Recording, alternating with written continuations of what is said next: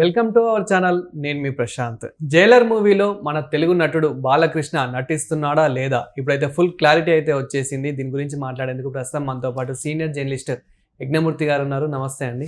నమస్తే సార్, ఇన్ని రోజులు జైలర్ మూవీలో బాలకృష్ణ గారు నటిస్తున్నాడా లేదా అని చెప్పేసి బాలకృష్ణ డై హార్ట్ ఫ్యాన్స్ ఎవరైతే ఉంటారో చాలా డౌట్ అయితే ఉండేది. కానీ ఇప్పుడు కొంచెం క్లారిటీ వచ్చినట్టు తెలుస్తుంది. ఇంతకీ అదేంటి, నిజంగానే నటిస్తున్నారా? జైలర్ లాస్ట్ ఇయర్ వచ్చినటువంటి ఆ సినిమా మళ్ళీ ఒక రకంగా చెప్పాలంటే రజనీకాంత్కి ఒక కంబ్యాక్ సినిమా అని చెప్పుకోవాలి. ఎందుకంటే అంతకుముందు ఆయన చేసిన సినిమాలు కొన్ని దారుణంగా దెబ్బతిన్నాయి, బాక్స్ ఆఫీస్ దగ్గర డిజాస్టర్ అయ్యాయి. లాల్ సలాం లాంటి సినిమాలు అయితే డిజాస్టర్స్ అయ్యాయి.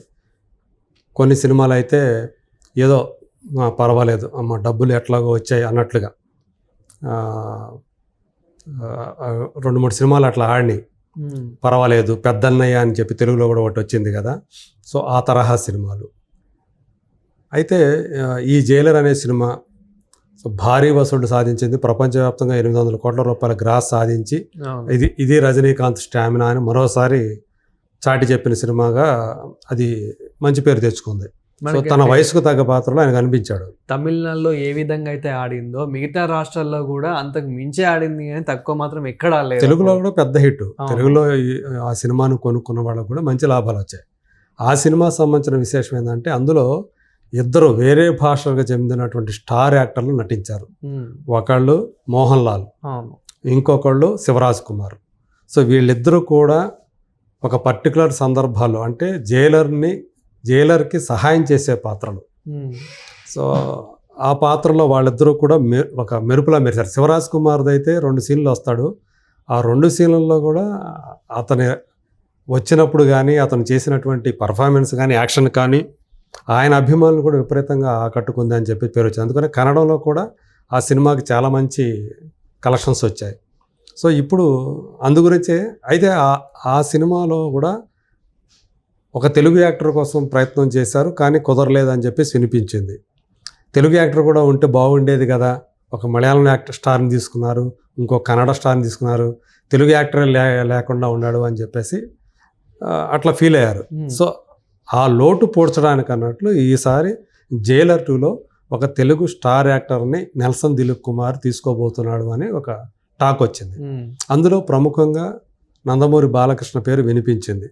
ఎందుకంటే రజనీకాంత్ కుటుంబానికి నందమూరి కుటుంబానికి చాలా కాలం నుంచి అంటే ఎన్టీ రామారావు గారు జీవించమన్న కాలం నుంచి అత్యంత సన్నిహిత సంబంధాలు ఉన్నాయి.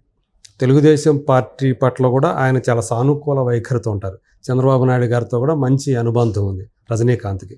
అందుగురించే ఇప్పుడు రజనీకాంత్కి అత్యంత సన్నిహితమైనటువంటి బాలకృష్ణ కనుక క్యారెక్టర్ చేస్తే బాలకృష్ణ గారి అభిమానులు కూడా ఈ తెలుగులో కూడా ఆ సినిమా ఇంకా మరింతగా పెద్ద విజయం సాధించే అవకాశం ఉంటుందనే ఉద్దేశంతో ఆయన్ని సంప్రదించారు. ఆల్రెడీ నెల్సన్ బాలకృష్ణకి కథ చెప్పాడు, ఆయన క్యారెక్టర్ చెప్పాడు, ఆయన కూడా ఓకే అన్నారు అన్నట్లుగా ఇప్పుడు ఆ కోలీవుడ్ మీడియా అంతా కూడా కూస్తుందని చెప్పాలి. అంటే తన పాత్ర ఎలా ఉంటుంది అనుకోవచ్చు? నార్మల్ అలా వచ్చేసి వెళ్ళిపోతాడా, లేదంటే మూవీలో నార్మల్ ఫస్ట్ హాఫ్లో ఉంటాడా, సెకండ్ హాఫ్లో ఉంటాడా, మూవీ రజనీకాంత్ పక్కన ఇంకా ఎప్పటికీ ఉంటాడా, అంటే ఎలా ఉంటుంది?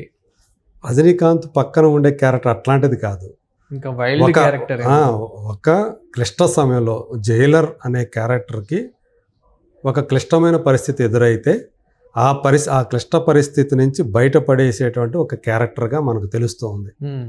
శివరాజ్ కుమార్ ఎలాంటి క్యారెక్టర్ అయితే పోషించాడో, ఈయన ఒక మిషన్ కోసం వెళ్ళినప్పుడు వాళ్ళ ఇంటి మీద కొంతమంది విలన్ మనుషులు దాడి చేస్తారు ఫ్యామిలీని చంపేయడానికి.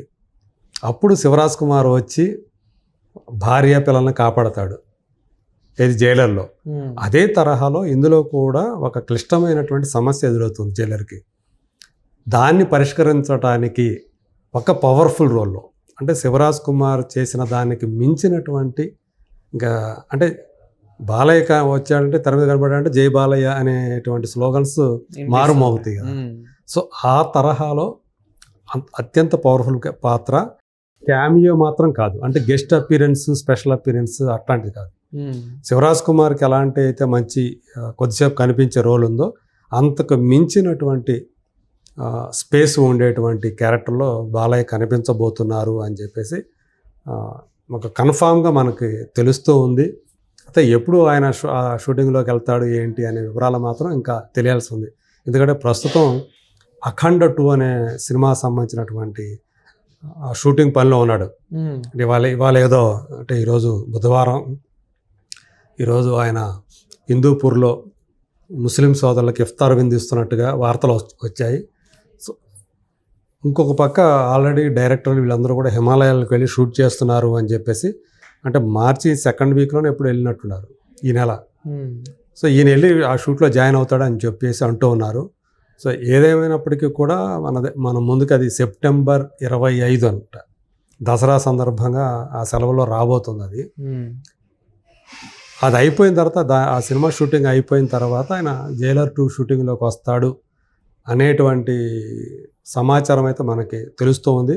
దీనికి సంబంధించి కోలీవుడ్ మీడియా అయితే ఇదే రాస్తూ ఉంది. ఒకవేళ అదే నిజమైతే కనుక రజనీకాంత్ని అలాగే బాలకృష్ణని స్క్రీన్ మీద ఒకే స్క్రీన్ మీద చూడటం మాత్రం వాళ్ళకి పండగే. ఎందుకంటే గతంలో టైగర్ అనే సినిమాలో ఎన్టీఆర్ రజనీకాంత్ కనిపించారు. అప్పటికి ఇంకా రజనీకాంత్ ఇప్పుడున్న స్థాయి స్టార్ కాదు. ఆ తర్వాత మళ్ళీ వాళ్ళు కలిసి చేయకపోయినా ఇప్పుడు ఎన్టీఆర్ కుమారుడితో కూడా ఆయన స్క్రీన్ పంచుకోవడం, షేర్ చేసుకోవటం అనేది మాత్రం సో ఇద్దరు అభిమానులకి ఒక పండగ వాతావరణం తీసుకొస్తుందని చెప్పాలి. తెలుగులో అది ఏ రీతిలో ఆడుతుంది ఏంటి అనేది మనం ఇప్పుడే ఎక్స్పెక్ట్ చేయలేం. సో ఖచ్చితంగా సినిమాకి ఒక పెద్ద యాడ్ ఆన్ అవుతాడు ఆయన. ఓకే సార్, ఇక్కడ మనకి స్టార్ బాలకృష్ణ గారితో పాటు ఇంకెవరైనా యాక్ట్ చేసే అవకాశం ఏమైనా ఉందంటారా? ప్రస్తుతానికైతే అంటే మొదటి సినిమాలో 2 స్టార్లు చేశారు వేరే భాషల సినిమాలు.